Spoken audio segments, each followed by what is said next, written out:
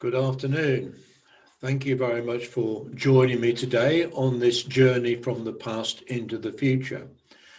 My name is David Wortley, and I'd like to share some ideas and experiences that I have with you on how developments in technology will shape the future of humanity. Thank you very much for joining me, whether you are live or whether you are simply watching a recording. I hope that during the next half an hour or so that I will provide you with a lot of thought-provoking ideas to think about, and that you will be encouraged to join me for the future sessions that are planned during this series of presentations and talks.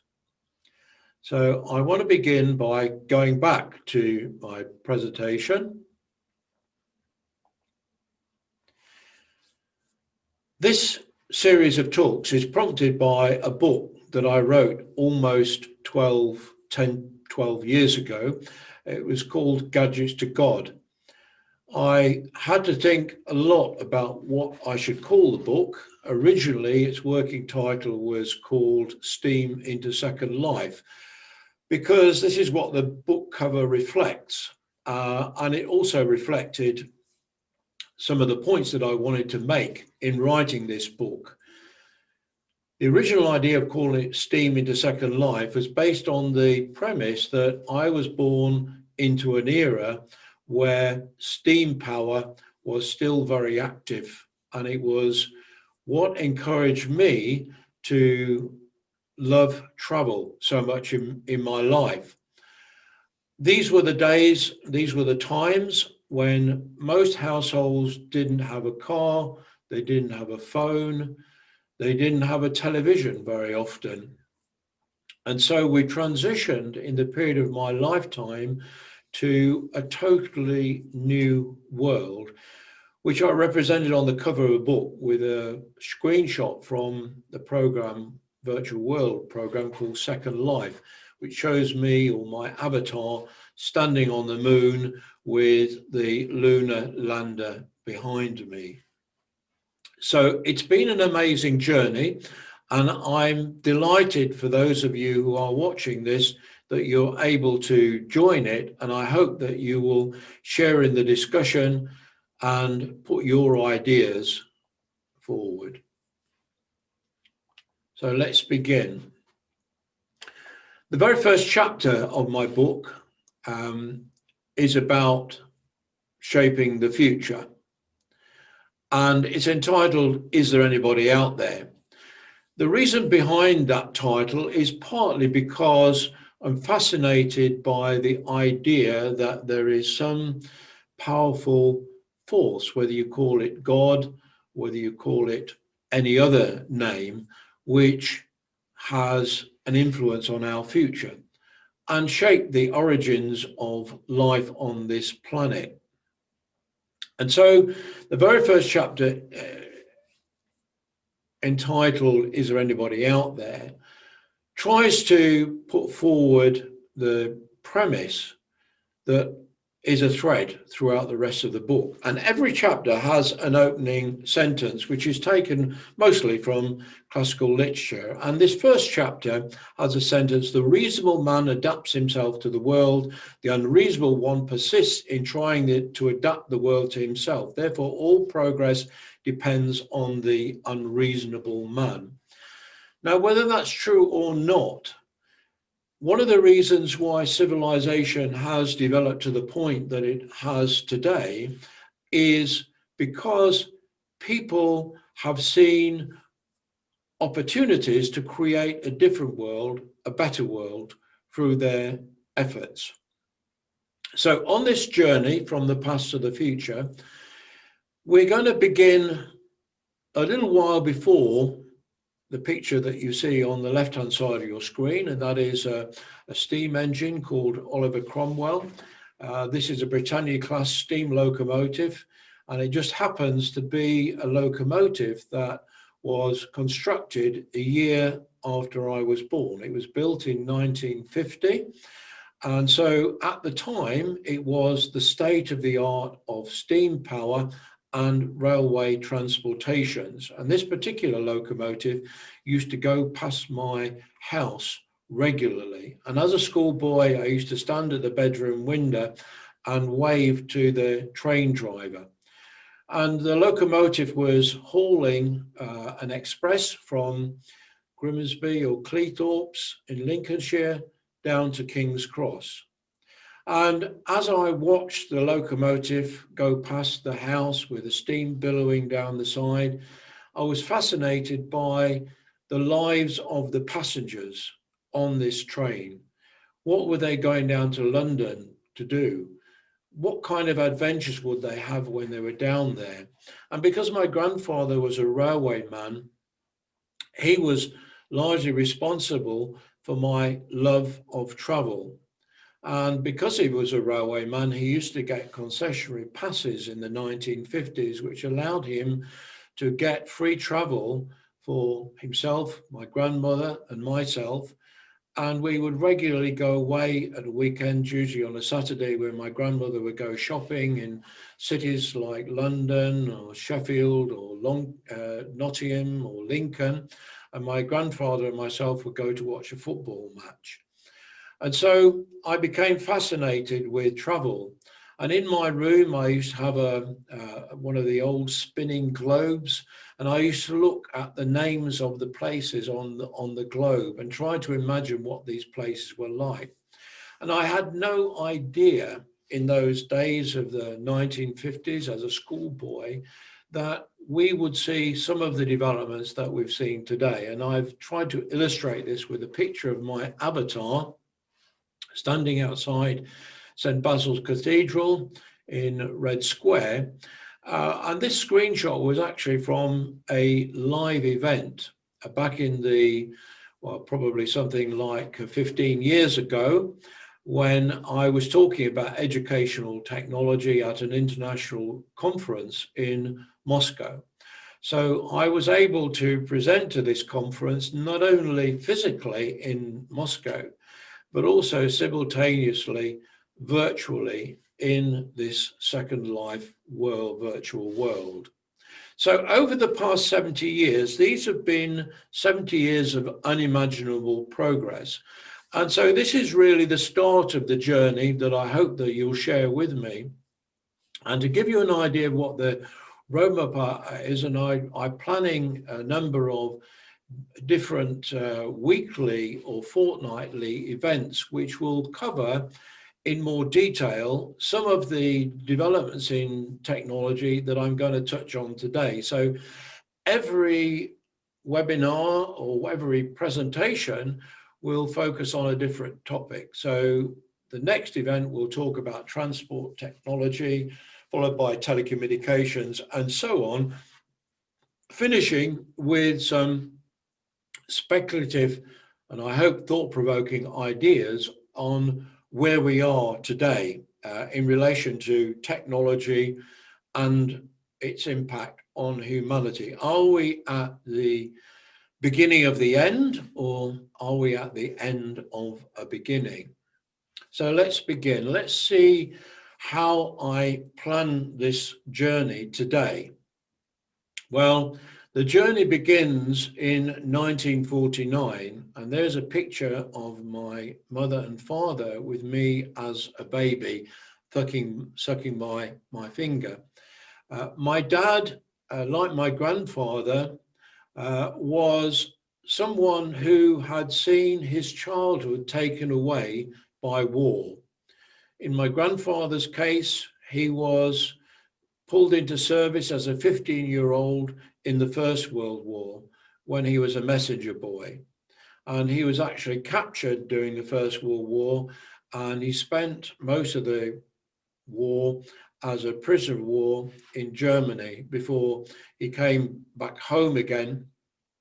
And with my father was a young man who was pulled into the Royal Air Force in his late teenage years.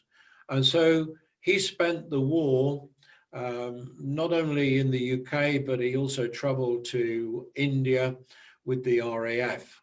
But again, like my grandfather, he had his childhood and his opportunity for further education and the development of his life skills taken away by warfare. And so both my grandfather and my father's generation were motivated by trying to give their children the opportunities that they never had. And so my father was very keen to give me the chance that he was denied by doing everything that he could to make it possible for me to have a better life. So I started out on my journey in 1949. And my life journey will end at some point in the future. And although that's not the point of the picture of the gravestones, Robert Louis Stevenson said that it's better to travel hopefully than to arrive. And this is my aspiration for this series of presentations. I hope that you'll travel hopefully with me and not arrive at any firm conclusions, but be motivated to want to continue the journey and do what you can to make a better world. So I'm looking at it from a baby boomer perspective. I was born in 1949, a baby boomer. This is not a picture of me in 1949. This is a more recent picture of me in fancy dressed, what I might have looked like as a hippie with my John Lennon glasses and long hair, etc. I didn't quite look like that, but I did have a bandido moustache when I was at university, and I was heavily involved in what you might call the hippie generation, with lots of pop festivals and a love of music. But my generation, and I found many people who in my generation certainly agree with me, I consider that my generation is probably the most fortunate generation in history. Not only have we enjoyed a better standard of life than previous generations, we've never had to fight in a war, and we have seen the most dramatic changes ever seen in the history of mankind. And it's those changes that I want to reflect on as we start this journey. And my ideal traveling companions and the people that my presentations and talks are targeted at, first of all, are baby boomers, people like myself, because if you are a baby boomer, it is highly likely that you will have shared many of the experiences that I've had in my lifetime. And therefore, this journey is likely to be a nostalgic trip into the past as we look at how things were when we were growing up. But it's also very important to me that these talks are interested, inspiring and motivating to the next generation. And these are children who will have had no experience of the world that I was brought up in. And probably because their world today is so different from my world when I was a child, they will have little understanding or conception of what that world was like and how it came to be that the world is like it is today. And then the third category of person are people who are futurologists, people who are interested in trying to debate and understand the effect of developments in technology, particularly disruptive technologies, on our future and what lies ahead for the whole of mankind. So let's begin the journey and consider whether there is anybody out there. And I hope that the end of this journey, or each journey, week by week or fortnight by fortnight, talk by talk, the end of each journey should not be the end of the presentation. It should be, I hope, the beginning of some thoughts and ideas that you may have yourself for wanting to shape that future. So let's begin by looking at human beings and technology. Since the dawn of time, ever since man was blessed with any form of intelligence, human beings have tried to harness the knowledge of the physical world to achieve things which they could not do by their own physical strength. And the image that is shown there is what's known as an Archimedes screw. And people of my generation will probably have seen something like this before. And it was a device that goes back literally many centuries.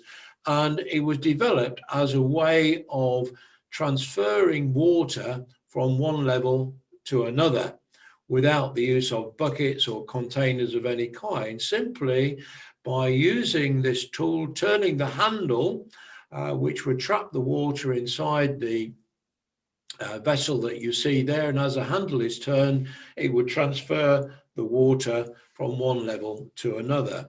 So this is about harnessing a knowledge of the physical world. But human beings have not just harnessed the physical world and mechanical devices.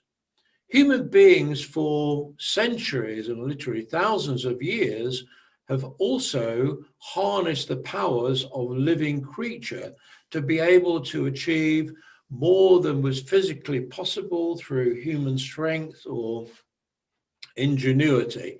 And they could. And the example is shown there is of obviously some Shire horses pulling a plough to plough the fields. And this ability to be able to harness the power of living creatures to be able to improve the well-being and the standard of living of human beings is something that is embedded in our DNA.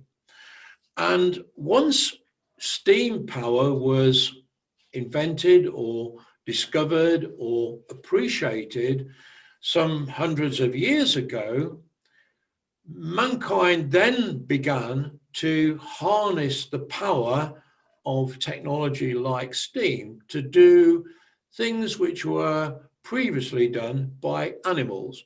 And so on the left-hand side of the picture there, you see a steam traction engine. And these were steam-powered machines that were used on farms to be able to do what horses used to do before. And on the right-hand side, we see a very early vintage Ford car, which again was designed to be able to transport human beings faster than they could or more easily than they could through their own devices. And basically, these early motor cars replaced eventually horsepower. So these are two examples of human beings and machines working together. And to be able to operate both of these machines required a certain amount of skill on the part of the human being to be able to get the most out of the device. These devices did not have any intelligence. They were often unreliable, and they needed this combination of human skill, knowledge, experience to be able to get the most out of them. So when we look at the future, in my time growing up as a child, I was very much like this little girl at the end of the bed, saying my prayers every night, believing that there was some omnipotent power looking over me that would guard me and help to shape my life. So my faith was placed in an all-seeing, all-knowing, omnipotent God. But today, the question is, are we spending or are we relying, or is our version of the all-seeing, all-knowing, impotent God technology? And this is why I've shown the picture of the child with a smartphone.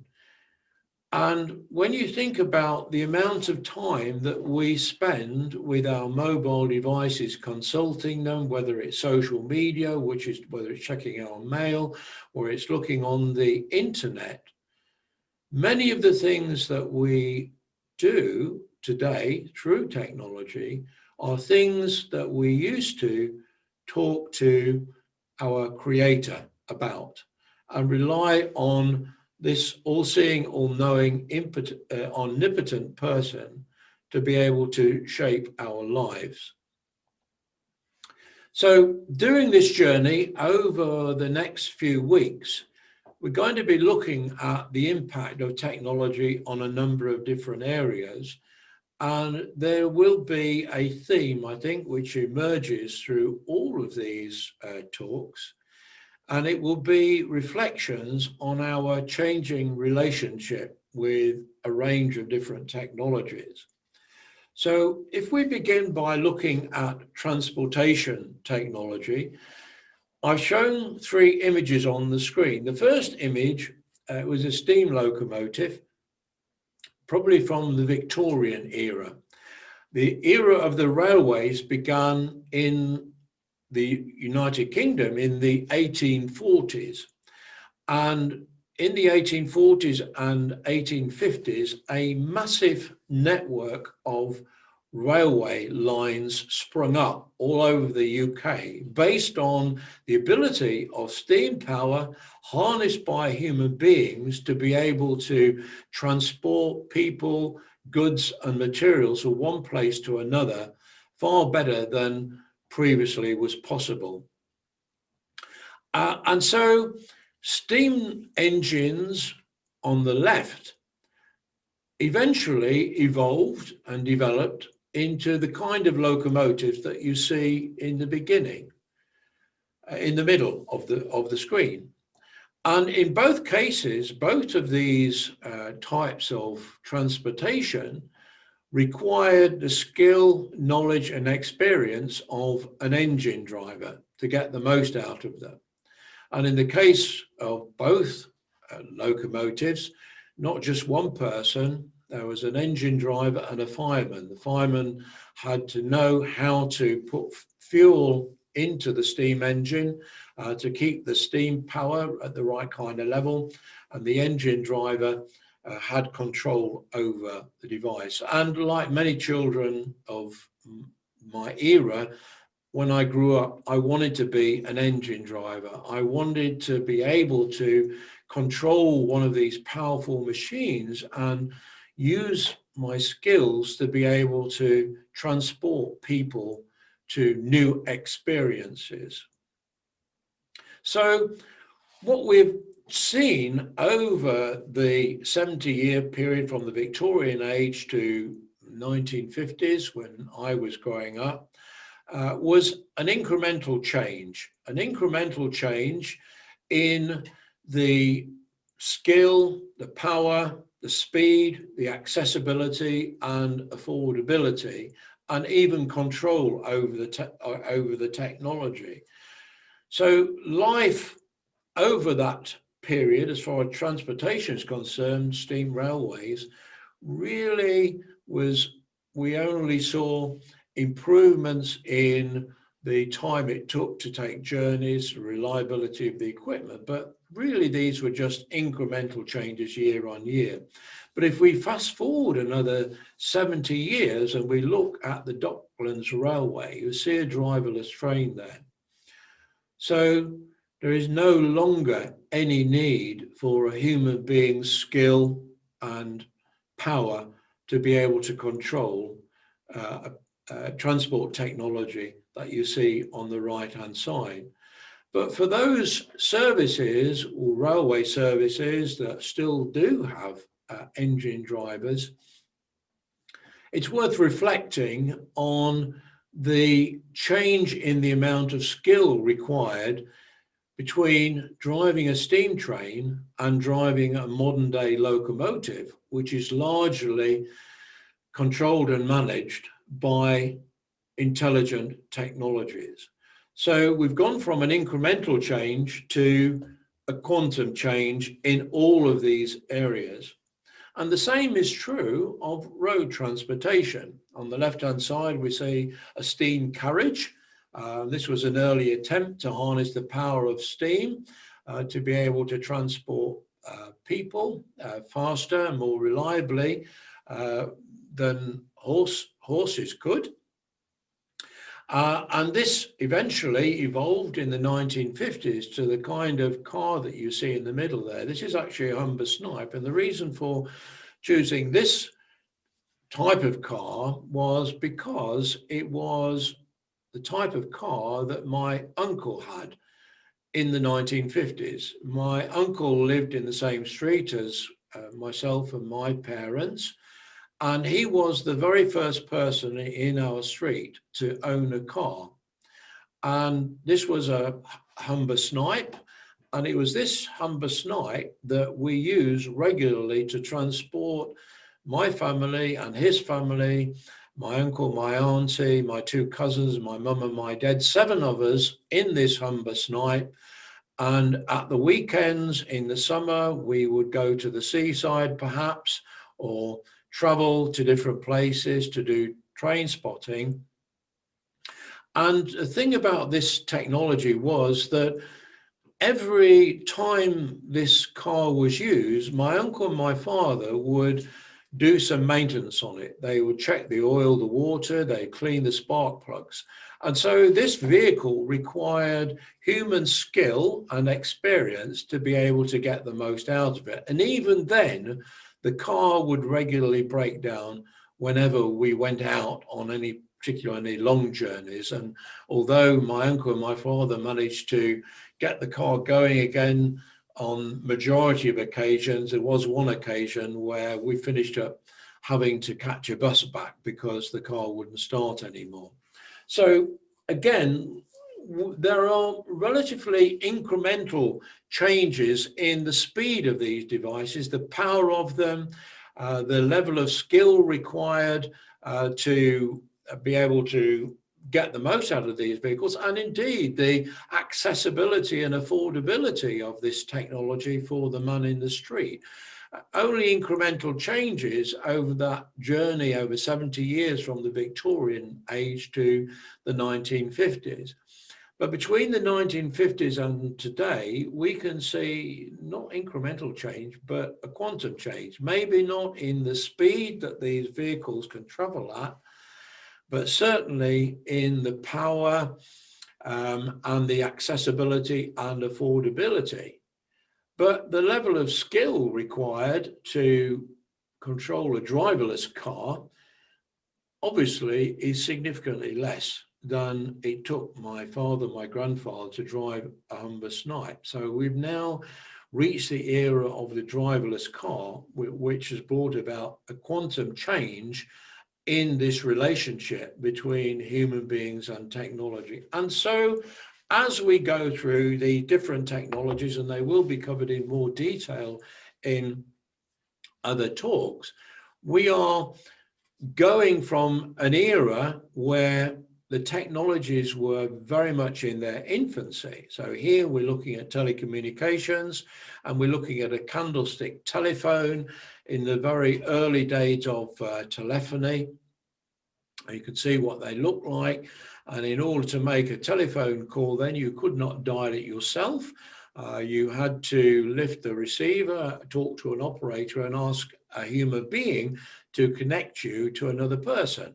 And of course, in the very early days, very few people had telephones. So there weren't that many people you could talk to. But in the 1950s, when I was the age of 5, we did not have a telephone. And like most people, if we wanted to use a telephone to connect to anybody, we would have to use a public telephone box, like of the kind that you see in the middle there. And so in between those beginnings of telephony and public telephone boxes, there are really only incremental changes in the technology involved. Both those technologies in that period use copper wires, they use electrical signals, basically, which really didn't change much over that 70 years. And of course, they weren't accessible or affordable to the most of the population. And if you did want to use these telephones, it did require a certain amount of knowledge to be able to use them. But today, of course, as you see from the little boy with the smartphone, we have had a quantum change where mobile phones, there are literally almost as many mobile phones on this planet as there are human beings. And so we've seen a quantum change in the power of the technology, the speed of the technology, the accessibility, affordability, but also, I think, the level of control over the telecommunications. Moving on now to computing, which will again be more dealt with in more detail in a future talk. Back in the Victorian era, the calculations were done on an abacus. And when I was a child, this is what was used in the 1950s to teach us arithmetic. A picture in the middle there is an early computer. In fact, just coincidentally, this is a Ferranti Mark I computer, which was built in 1949, the year of my birth. And it was before the digital era, and so it used valves and very old technology. And I would be loath to guess at the amount of storage that computer could handle, but it would probably be, in today's terms, probably less than 1 kilobyte of storage. So although the early computers were a quantum change in our ability to calculate, they were still represented an incremental change in the accessibility, affordability, speed, and power of calculations. Whereas today, we've seen this quantum change where a huge range of different devices connected to cloud computing have totally transformed the accessibility and affordability of computing power. So moving on now, and these are all technologies that I've been closely involved in one way or another during my career. And quite a significant part of my business life was developed around imaging technologies and presentation graphics. And so looking at the way in which imaging technology changed, going back to the era of the old photographer's camera with the lenses on the back there that you see, taking photographs in the Victorian area was a very skilled and time-consuming process. And even in my day, the majority was growing up as a child. The Kodak Box Brownie camera was probably one of the first, in inverted commas, consumer cameras that was available that allowed people to take their own photographs. But majority of people would go to a professional photographer to have photographs taken. And if they were on holiday, and they wanted what would be today selfies, you would go to a photographer on the seafront, they would take a picture, and you would go back a few hours later and you'd get a copy of that picture in printed form. In the 1950s, this became more of a consumer technology where people could take their own pictures, but they would still have to take film into a chemist to have that film developed, and then wait a week or so to get the pictures back. And so they were really incremental changes, although important changes. But today we again have seen a quantum change in our use of technology, its accessibility, its affordability, and the level of control over what we can do with this technology. Looking now at media technologies, again, it's the same picture. On the left-hand side, we have the early days of radio broadcasting or radio telephony, where the first signal was sent across the Atlantic.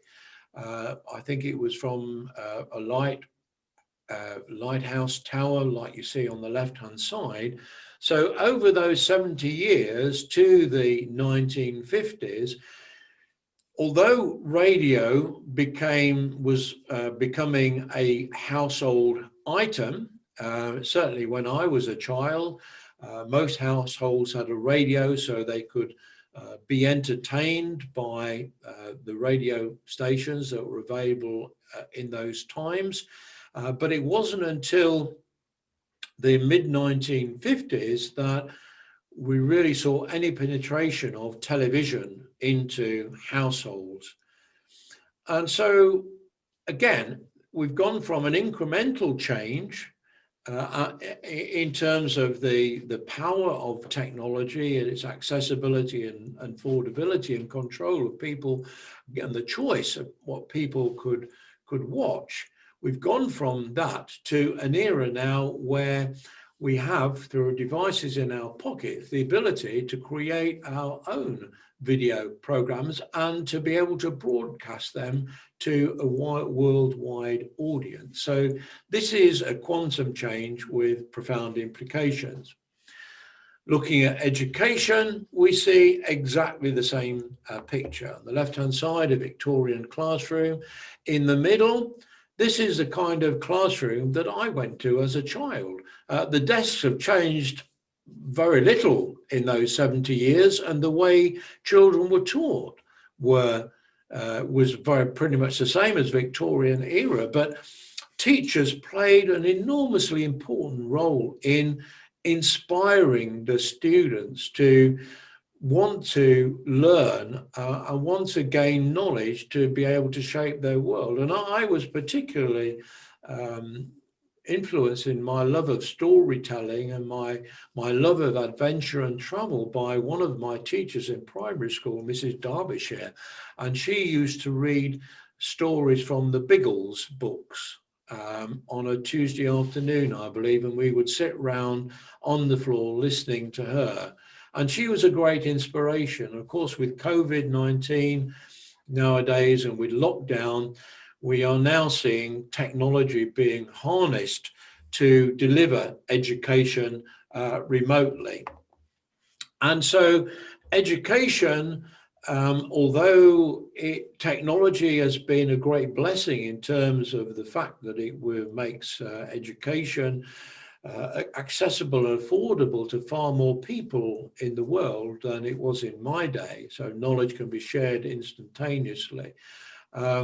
It's gone from an incremental change in the technologies involved to a quantum change. And the same is true of medicine, and I'm actively involved and interested in the impact of technology in medicine and healthcare.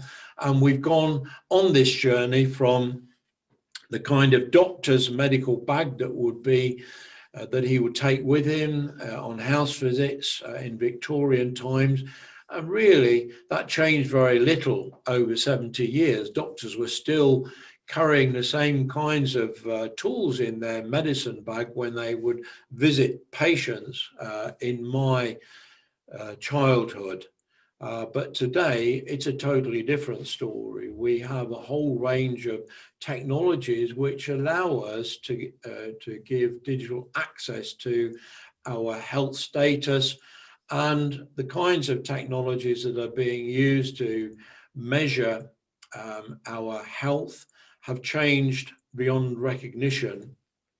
But the doctors still have their same medical bag, and the medical profession is really in a situation now where it's really having to adjust in quite a short time scale to some of the challenges that we are seeing today, both with technology and with coronavirus. Looking at sport and games, again, it's exactly the same story. A football team or rugby team in Victorian times, a football team in the 1950s, spectators coming to watch that, and human beings had sports people as their heroes. I would love to have been a professional footballer. My hero was Jimmy Greaves in those days, and I would practice really hard to develop my skills. Um, but and although sport was accessible locally by going to your local football club, there was very little of it on television. And there was certainly, we've transformed in the last 70 years to an era now where we have esports, where there is a great deal of skill involved. But young people through esports can share their skills and compete with a global audience. So it's a totally different situation today than it was in my youth. So over these 70 years, the big difference, the real game changer, in my opinion, is the fact that we moved from an analog world, which shown there's a logarithmic slide rule on there, which is an example of analog device, to a digital world. And I think this is a picture which resembles the very first calculator that I ever had when I was a schoolboy. And these were just coming onto the marketplace in probably the mid to late 1960s, as the dawn of digital technologies began. So this is the real game changer. So what does it mean for humanity? Well, I tried to represent it by this graph. And in the bottom left-hand corner, this is how I see technology in my formative years, in my childhood. Most of the technologies which existed in those times, most of the machines, most of the gadgets were used by professionals. The technologies involved tended to be proprietary. In other words, they were created to carry out a specific task. They were unintelligent. They would pretty much have the same response to the same action, and they existed in silos. They were unconnected. And so the outcome of the uses of these technologies tended to be predictable and resulted in incremental changes. So the characteristics of the technology were also directly related to the predictability and the degree of change that could be achieved by the use of those technologies. But today, because digital technologies have been consumerized so much, they are now affordable, they are accessible, but they are also very generic.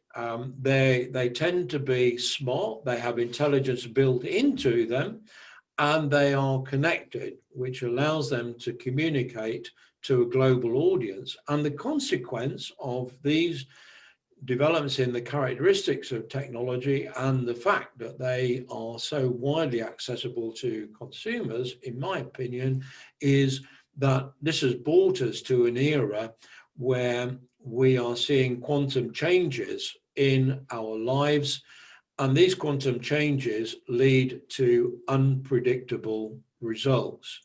They lead to a world where, when one generation is born, the world that they are born into is almost unrecognizable from the world that their parents were born into.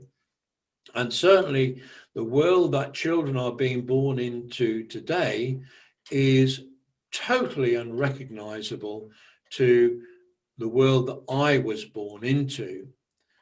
And so this is a double-edged sword. I've had the benefit of living through this period of history, and so I've been able to adjust over a period of time to the changes that I've seen in technology and the impact on daily lives. But the children born today will have had none of those experiences, and so what they will see today is what they will believe is normal, because they have not seen or known anything different.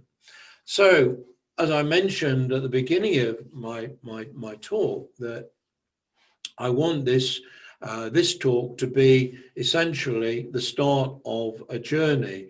And at the end of every talk, I don't want it to reach any conclusions because I don't have any conclusions. I only have observations. What I would like to think is that when you watch this presentation, you will have something to think about. And here are a few things that I'd like you to think about after you've watched this presentation. The first thing is, what is going to be the effect of regular quantum changes on human life? The changes over the last 70 years in my lifetime have been, well, almost unbelievable, or certainly they would have been almost inconceivable in my childhood. The things that we can do today would have been unimaginable. But for today's generation, where they are brought into a world where artificial intelligence, smartphones, a lot of technologies do things which are beyond the power of an individual human being to do. And although this gives all of us the ability to achieve things which we could never have achieved previously in life, what is the impact of this going to be on the future of the human race if our futures are likely to be so unpredictable?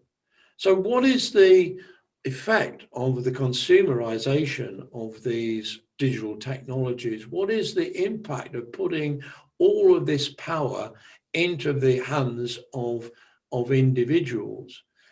And one of the things I think to consider, particularly in these days of social media, is the impact of social media posts on global society. If an individual, particularly an influencer, a social media influencer, in inverted commas, if a social media influencer with millions of subscribers can post information that can change the perceptions, attitudes, opinions of literally millions of people without any kind of consequences for that individual, what are the implications of that?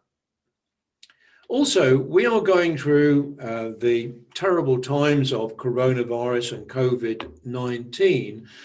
And fortunately, in the UK, we have a really strong life sciences industry who are able to respond not only to detect different variations in or mutations in these viruses and to be able to find and develop vaccines and tweaked vaccines to be able to prevent some of the more severe damages of coronavirus.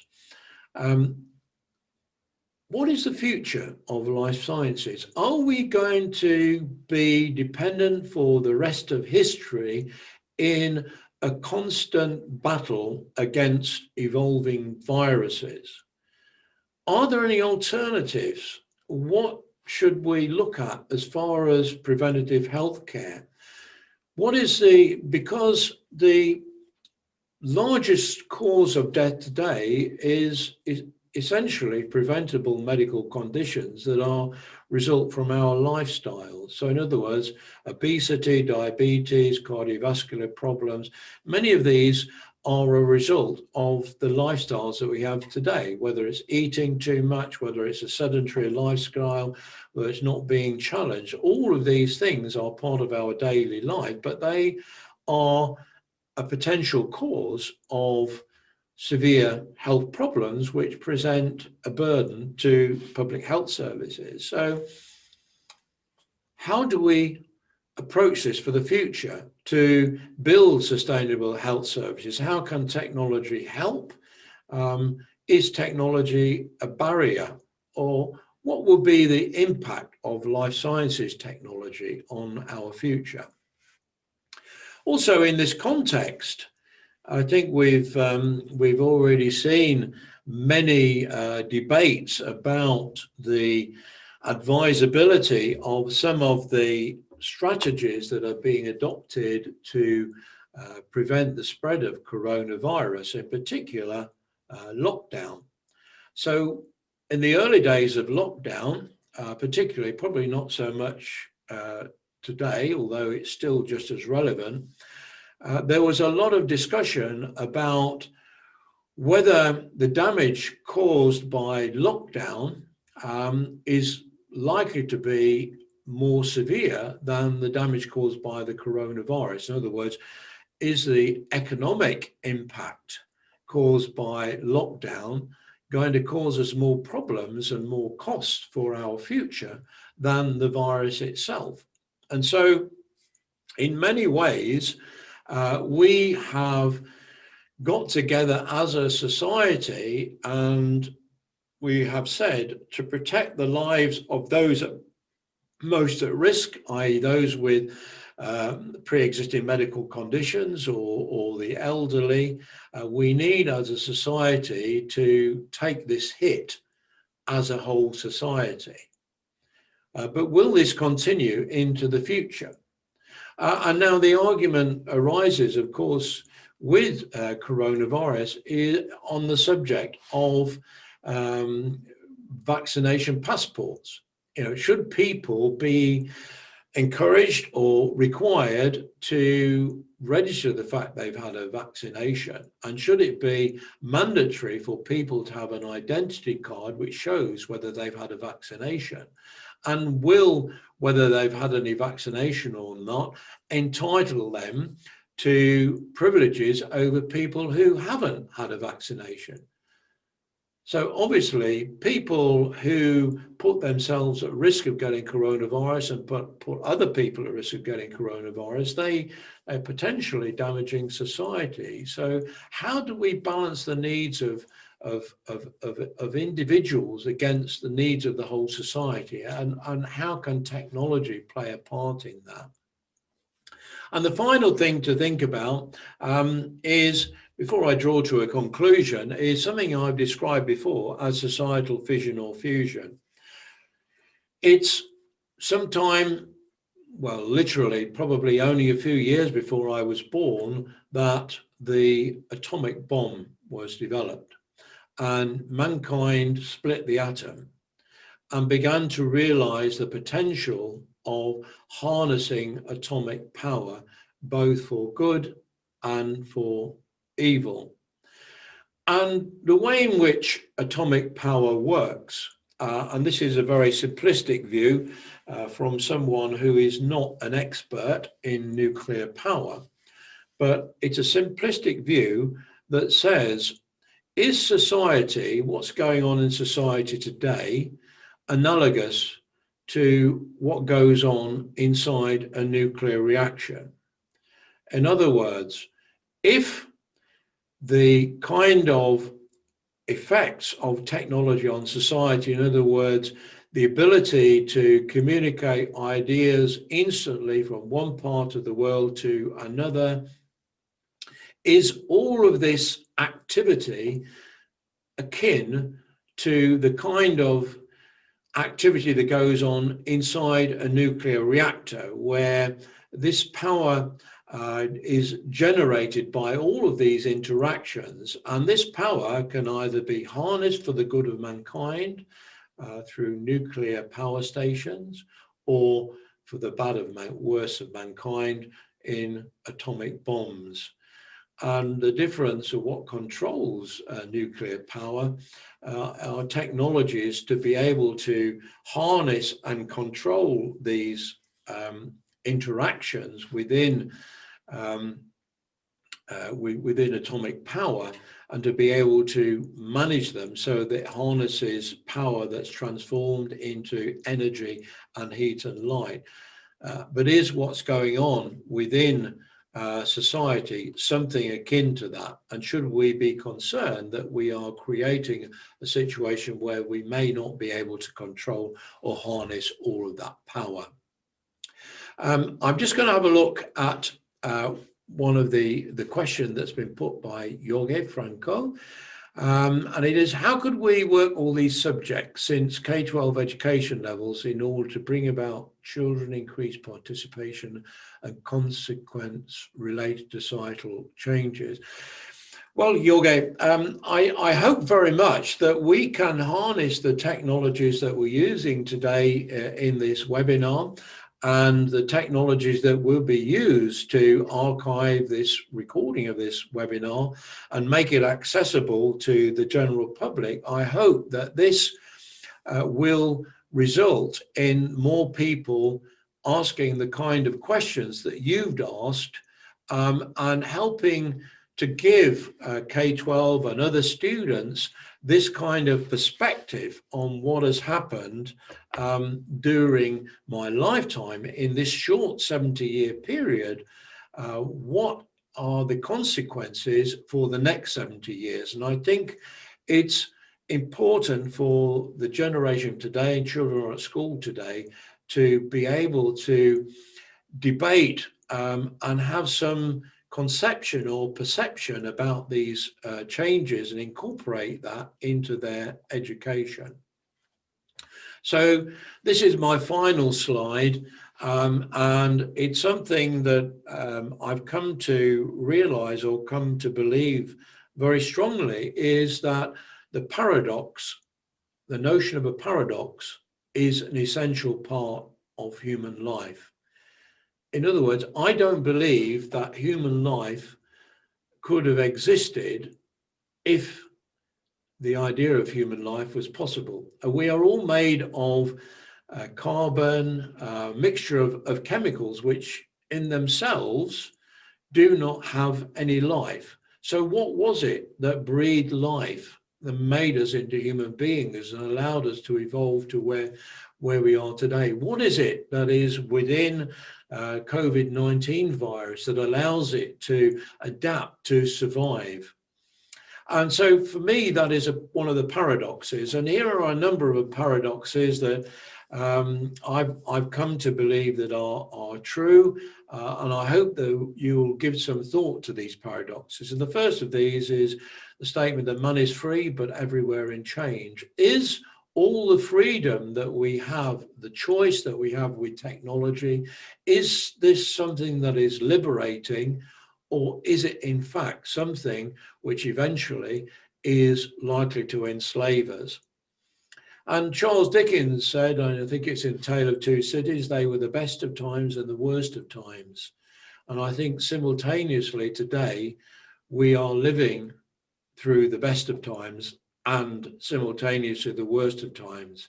And it is up to us as a society to do what we can to ensure the future of mankind, and that we don't allow all our desires for all our uses of technology to result in damaging our future.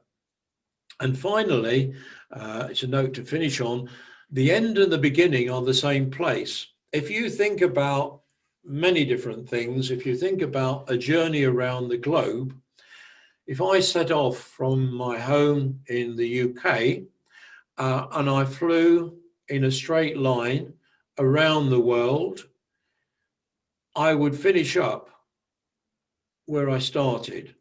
And I don't know a lot about the